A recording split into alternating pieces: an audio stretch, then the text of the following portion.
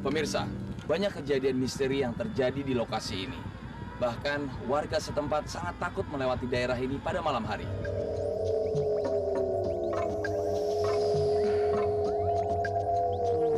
Memang menyimpan satu fenomena spiritual yang cukup cukup kuat dan cukup, ya katakanlah, angker, menyeramkan.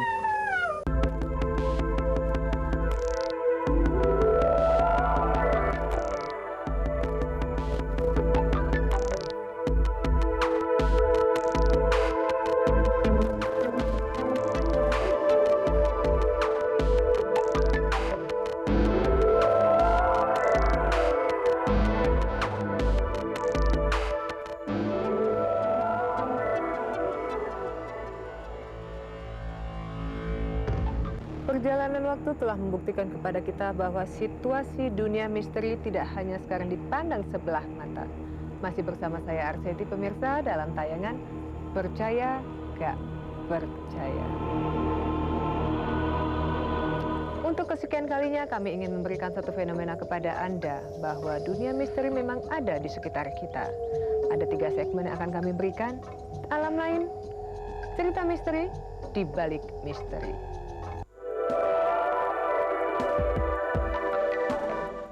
Untuk kesekian kalinya kami ingin mencoba mengadakan pemahaman kepada Anda bahwa dunia misteri memang ada di sekitar kita. Alam lain, cerita misteri di balik misteri seperti biasa akan menemani Anda pada kesempatan kali ini.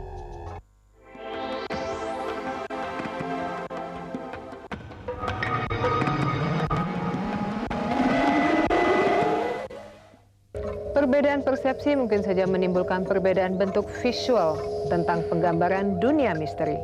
Sebelum kita mengikuti perjalanan rekan saya Harsha di balik misteri, kami ingin memberikan kepada Anda tentang alam lain.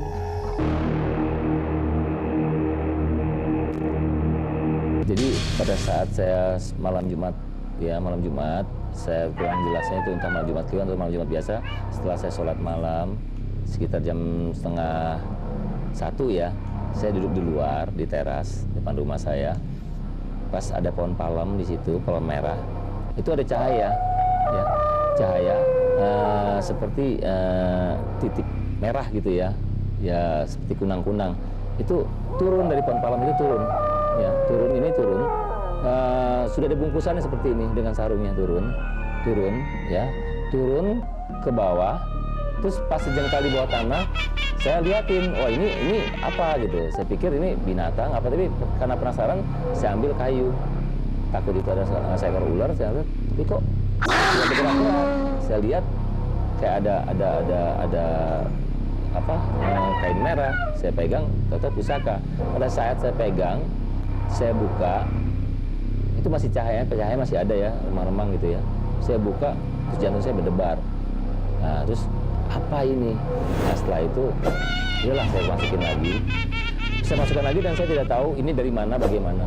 Nah, pada saat hari jadwal latihan perguruan, saya tanyakan sama murid-murid, saya dapat pusaka tanpa sengaja, saya bilang pada saat malam Jumat ini saya diceritakan. Terus saya mau mas kawin ini, terserah berapa, saya bilang. Terserah aja maunya berapa, saya bilang, tapi asal cocok aja dari hati saya bilang gitu. Ternyata mereka udah cenderung suka, pengen, tapi nggak ada yang cocok mas kawinnya. Begitu nggak cocok, tiba-tiba nggak cocok, semua nggak cocok, tinggal hanya sedikit saja sebetulnya keinginan saya sesuai dengan hati nurani saya. Tahu-tahu hadir si empunyanya masuk ke salah satu murid saya, mengatakan, "Cu, jangan dimas kawinkan, ini harus dirawat dengan cucu." Saya lihat siapa ini, ya, walau disabab ternyata bahwa beliau itu adalah leluhur dari kebenaran terbang yang namanya beliau lah yang Pangeran Jayakarta. Manfaatnya semua pusaka sini buat pengobatan.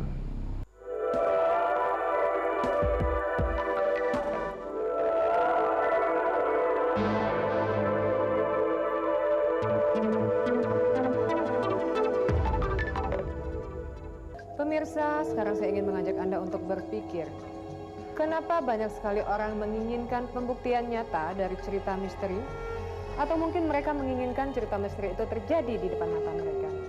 Banyak sekali jawaban yang akan diberikan atas pertanyaan saya tadi. Baik pemirsa, saya akan mengajak Anda untuk mendengar penuturan dari seseorang yang pernah mengalami cerita misteri. Kita langsung menghubungi Mas Ivan. Halo Mas Ivan, selamat malam. Halo, selamat malam. Baik, Mas Ivan maaf nih malam-malam mengganggu. Oh iya, nggak apa-apa. Oke, Mas Ivan, saya pengen Mas Ivan juga berpartisipasi biar pemirsa di rumah bisa mendengar cerita misteri yang Mas Ivan alami. Oke. Bisa. Aku ada cerita yang belum lama terjadi ya. Ya. Yang masih 2-3 bulan yang lalu. Waktu itu kebetulan malam Jumat. Itu kawan saya itu ada musibah. Jadi kakaknya itu katanya kecelakaan di stasiun Pasar Minggu, stasiun Depok. Jadi dia cuma telepon, ada yang telepon, ada orang yang telah menolong kakaknya teman saya gitu. Bahkan saking baik itu orang, itu kita nggak perlu jemput tuh orang di stasiun, dia akan kirim dengan taksi ke rumah teman saya gitu. Jadi itu luar biasa baik banget. Nah ceritanya akhirnya kita mau kumpul di rumah teman saya itu, tetangga saya, sampai akhirnya benar kira-kira 1,5 jam itu datang. Kakak saya itu teman saya kakak itu udah pincang gitu ya, kakinya cukup parah. Itu dibawa oleh seseorang gitu. Orangnya itu pakai celana panjang hitam, terus pakai sepatu boot tentara gitu, atasnya dengan t-shirt putih. Dia bawa tas lusuh gitu ya, udah lusuh.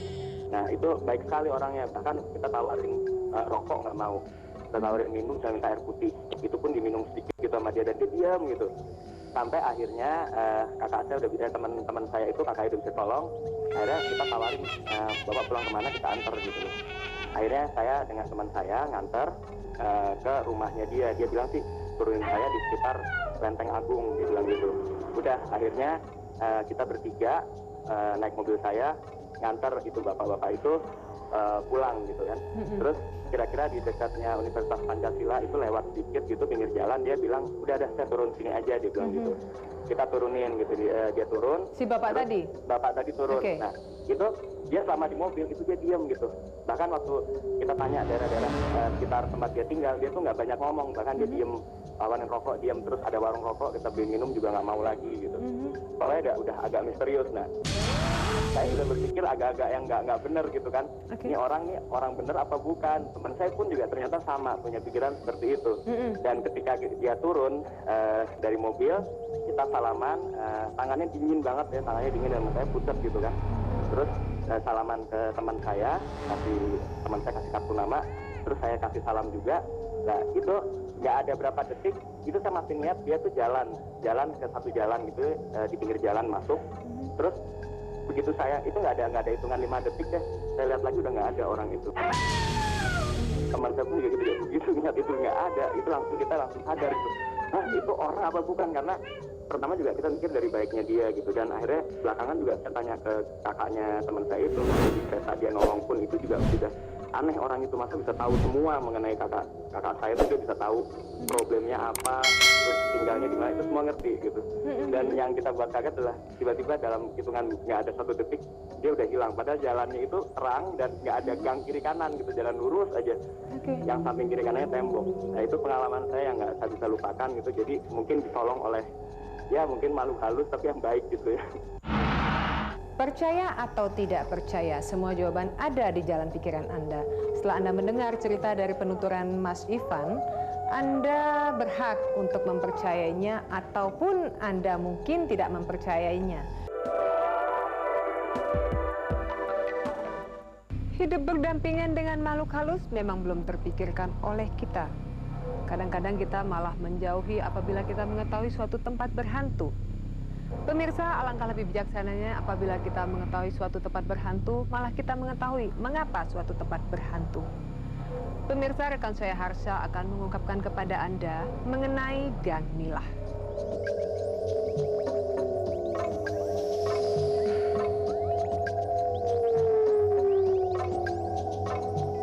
Gang Nilah yang terletak di Kampung Ciblereng, Ciganjur, yang berdekatan dengan Jalan Herman Susilo, mempunyai kisah yang unik, hingga kampung itu dinamakan Ciblereng. Gang Nilah sebagai akses untuk dapat memasuki Kampung Ciblereng melewati telaga yang mempunyai cerita-cerita misteri yang berawal dengan adanya seorang wanita yang bernama Mak Benah yang meninggal pada tahun 1975. Dipercayai sebagai orang sakti yang memelihara makhluk halus yang mempunyai nama si hitam atau ular hitam, mempunyai ciri titik putih di kepala, panjang serta besarnya selalu berubah-ubah. Kejadian aneh pernah dialami oleh salah satu penduduk. Ketika waktu malam hari ia melihat ada nenek-nenek memakai kerudung. Kemudian ia menghampirinya. Ia kira itu adalah salah satu tetangga kampungnya. Tiba-tiba sosok nenek-nenek itu lenyap secara tiba-tiba. Pemirsa, banyak kejadian misteri yang terjadi di lokasi ini. Bahkan warga setempat sangat takut melewati daerah ini pada malam hari. Ikuti perjalanan saya mengungkap misteri Jalan Nila Ciganjur. Halo, kita berada di lokasi di Jalan Nila atau Gang Nila, di mana di sini ada tempat pemancingan yang konon kabarnya menurut warga setempat di sini sering muncul makhluk-makhluk halus seperti ular besar yang tidak putus-putus, besar dan panjang. Juga ada sosok nenek-nenek yang sering muncul juga di sini. Dan menurut Pak Leo, dari pandangan atau penglihatan supranatural Pak Leo sendiri gimana Pak Leo? Begini Mas Arya, ini tempat dulunya ini kalau saya katakan sekarang jadi pemancingan, mungkin lebih tepatnya dulunya ini telaga Mas. Ini belum tampaknya pemisahnya tidak sampai setinggi ini, dan air juga permukaan airnya juga cukup tinggi. Tidak justru keunikan dari telaga ini musim kering ataupun kemarau dia tidak akan mungkin menyusut airnya ya. Nah di telaga yang ini yang sebelah kiri kita ini saya lihat ada pemunculan semacam buaya siluman, tapi warnanya putih ya. Tapi semasa saat telaga ini airnya masih cukup tinggi ya, dan pemunculan itu sangat sering sekali. Memang sepanjang jalan itu dari ujung sampai terus ke belakang, naik ke atas itu memang menyimpan satu fenomena spiritual yang cukup kuat dan cukup ya katakanlah angker menyeramkan. Tahun 70 sekian itu ada seorang ibu, saya tidak begitu jelas namanya siapa, tapi yang jelas seorang ibu-ibu. Beliau meninggal saat umur 59 ya, 58-59 tahun. Beliau punya tunggangan Mas. Yang maksudnya Pak Leo tunggangan itu apa Pak Leo? Jadi semacam dia ada ini binatang siluman, tapi macan putih, dan ada dia punya beberapa benda pusaka yang saat beliau meninggal, benda-benda itu kembali ke alamnya, tetapi yang kembali ke alamnya hanya hodamnya, penunggunya. Nah itu wujudnya kembali ke binatang-binatang itu tadi. Nah tidak heran kalau beberapa kali penampakan tuh terjadi akibat dari pusaka itu. Dia punya mustika, satu mustika kelapa namanya. Itu putih dan bulat, tidak ada uratnya, jadi seperti batu begitu keras. Mustika ini saat sekarang ini menjadi satu ular. Seperti jadi mahkotanya lah, mahkota ular. Yang kalau penduduk sini mungkin sering melihat penampakan itu dalam bentuk yang panjangnya walah-walam ya, tidak bisa. Dan di atasnya ada titik putih. Ada titik putih, itu mustika kelapa. Nah, belum lagi di tanah belakang kita ini, yang di balik tembok itu ada satu, kalau saya lihat seperti kerajaan siluman. Sampai sekarang masih ada. Jadi kalau kita bicara daerah ini di atas jam 10, jam 11 malam mungkin sangat terasa sekali keangkerannya, kalau saya boleh katakan begitu. Dan malah mungkin akan muncul. Jadi penampakan yang saya lihat, pernah orang melihat fenomena pocong ya, dan segala macam. Ini ulah dari mereka ini. Jadi kerajaan siluman yang dihuni oleh makhluk-makhluk siluman, yang sebagian dari mereka juga jahil gitu loh. Jahil ya. Jadi sumur itu tadi salah satu tempat pemandian yang mereka gunakan dalam alam mereka. Pohon itu pun adalah salah satu tempat yang mereka tunggui, yang mereka tempati, termasuk pohon putih ini sebetulnya. Waktu kira-kira setahun yang lalu gitu, waktu saya mau berangkat kerja jam 11, dari atas itu saya bawa motor. Kemudian dari atas itu saya lihat di pojok sana ada bayangan hitam gitu. Ada bayangan hitam, tiba-tiba motor saya di daerah sini ini mati. Pas mati gitu saya tuntun kan motornya. Yang bayangan hitam itu saya dekatin, makin lama makin tinggi, makin dekat saya makin tinggi. Akhirnya saya lewat di bawah ininya dia, selangkangannya dia. Kemudian saya belok ke sana, dia tuh masih tetap di belakang saya. Akhirnya saya lari sambil bawa motor ke sana. Nah, sampai di depan sana saya baru terasa kalau saya itu habis ketemu dengan halus gitu. Akhirnya saya di sana lemas dan baru saya bisa menghidupi motor saya di sana. Cuma yang seramnya itu ya kepalanya itu yang nggak ada. Nah, pohon yang besar ini sebetulnya dulu 1978-79 tuh sempat ada pohon yang lebih besar lagi, lebih tinggi lagi. Oh, dari pohon yang di belakang itu, Pak? Dari pohon yang di belakang itu lebih besar, lebih tinggi lagi. Dan tiba-tiba pada suatu, saya rasa subuh ya kejadiannya ya, tiba-tiba pagi-pagi ditemukan warga sudah tumbang pohon itu. Mungkin pohon ini disebut pohon benda ya mungkin nama jenis ininya ya. Nah, ini tumbang. Nah, beberapa minggu dari kejadian itu terjadi satu pagebluk, kalau saya katakan. Pagebluk itu semacam satu ya mungkin musibah, ada beberapa warga yang mungkin meninggal karena sakit dan lain sebagainya. Itu sudah tahun 70 sekian.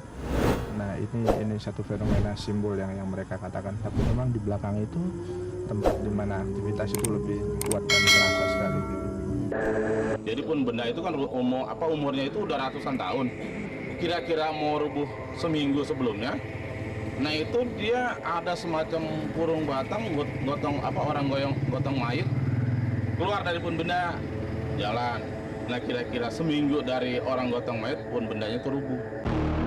Lalu kalau gitu kita coba ke lokasi berikutnya karena kita akan lebih lihat fenomena apa lagi yang terjadi, Pak Leo.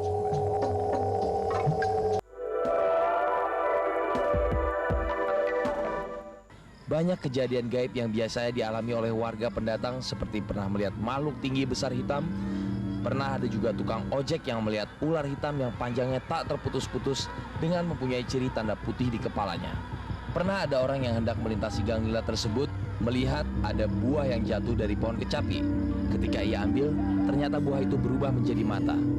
Pernah juga ada kejadian aneh ketika warga sedang sholat melihat ada 4 orang sedang membawa atau memanggul kurung batang. Anehnya, hanya wanita-wanita saja yang melihatnya. Kemudian iringan yang membawa kurung batang menghilang begitu saja di sekitar telaga. Banyak fenomena gaib yang terjadi di sekitar telaga nila ini. Hal ini juga diakui oleh masyarakat Kampung Ciblereng dan pendatang yang menetap di kampung tersebut sampai saat ini. Pak Leo, sekarang kita sudah ada di dalam lokasi dan kita sekarang berada di dekat pohon yang tadi Pak Leo cerita bahwa pohon ini dulunya ada yang lebih tinggi lagi, yang tinggi sudah roboh, sekarang tinggal yang ini. Nah, ini dari pengamatan Pak Leo sendiri atau bisa kita bilang fenomena apa yang terjadi di sini, Pak Leo? Nah, ini kan tempat salah satu bermukimnya fenomena yang kita maksud tadi ya. Rupanya ya kalau saya bilang ada penunggunya lah, bahasa gampangnya begitu. Ya. Tapi ya insya Allah memang dia juga bermaksud baik selagi memang orang tidak bermaksud mengganggu. Tapi tersimpan satu yang menarik, tersimpan satu mustika ya di bawah itu. Di bawah pohonnya, Pak? Di akarnya itu di bawah. Satu hal memang lingkungan di sini kalau saya katakan. Nah, ini sering ada kalau kuntilanak memang datangnya dari belakang sana. Genderuwo, kuntilanak kayak ini yang kita maksud dari kerajaan siluman. Jadi kalau dalam mata manusia melihat ini kan Ini seperti pohon biasa aja. Ya, dalam alam goibnya ini rumahnya mereka. Malahan ada salah satu di dekat belakang sana, saya lihat ada satu makhluk tingginya mungkin hampir setinggi pohon ini, tapi badannya penuh dengan bulu dan besar sekali, tapi matanya tuh merah dan selalu mengeluarkan air liur gitu. Nah, itu yang tampaknya ada di belakang sana. Nah, tapi kalau yang di sini sebetulnya ada satu orang tua ya yang berpakaian kalau saya lihat berpakaian hitam-hitam tapi pakai celana yang lebar di bawah itu warna hitam. Dia berdiri di pojok situ. Nah, ini tampaknya memang penunggu yang bisa jadi katakan di pohon ini. Ya, tadi dia memberitahukan masalah mustika yang tersimpan di balik pohon ini, gitu ya. Nah, ini yang tampak hadir, yang tampak ada di situ. Sebelah sini. Iya, ya. Sekarang ada nih Pak Leo. Sekarang ada. Sedang menatap ke kita. Sudah melihat ke arah kita. Pemirsa, saat ini saya berada di sekitar lokasi di mana diyakini oleh warga sering munculnya makhluk-makhluk halus tersebut. Pak Leo, kita sekarang berada di sekitar lokasi yang menurut warga ini sering muncul di sini nih. Nah, kenapa sebenarnya makhluk-makhluk halus ini sering muncul di lokasi ini? Padahal kalau kita lihat ini lokasinya sudah terbuka, ada tempat pemancingan, tidak seperti tempat yang di belakang tadi, Pak Leo. Sekarang begini Mas, mobilitas mereka itu kan tidak seperti yang sering sekali saya utarakan, tidak terkungkung ya, tidak terperangkap dalam dimensi ruang dan waktu. Betul. Ya. Jadi selalu dalam alam gaib itu sendiri ada orang-orang, makhluk-makhluk yang memang sifatnya tuh jahil tadi saya katakan. Ya. Jadi di atas jam 10, jam 11 malam ya, kadang-kadang tiba-tiba orang lagi mengendarai motor, terutama di tikungan itu. Tetapi yang paling menakutkan sebetulnya kalau untuk hitungan orang awam ya, penampakan pemunculan kuntilanak itu di belakang. Yang di belakang. Ada pohon Dekat asam pohon tadi, asam, pohon betul. asam itu tadi ya, itu suaranya tuh sangat ini Mas. Kan kuntilanak itu punya tertawa yang khas sekali ya, tertawa yang khas dan bau ya. Biasanya kalau tidak bau wangi atau bau anyir. Ini ulah mereka ini ya. Dengan kerajaan siluman ini, dengan kejahilan mereka, ini mereka semua yang menyerupai makhluk-makhluk gaib itu tadi. Jadi sama sekali ini bukan berurusan dengan arwah gentayangan dan lain sebagainya. Ini semua makhluk halus, ini alam jin Alam jin, ya. betul. Nah, tinggal ini ada yang kafir, ada yang jahil, ada yang memang jin muslim yang baik hati gitu. Pemirsa, tidak selalu lokasi yang dianggap angker disebabkan oleh tindak kriminalitas dan juga musibah. Ya, percaya nggak percaya, warga sekitar Gang Nilah merasakan adanya alam gaib.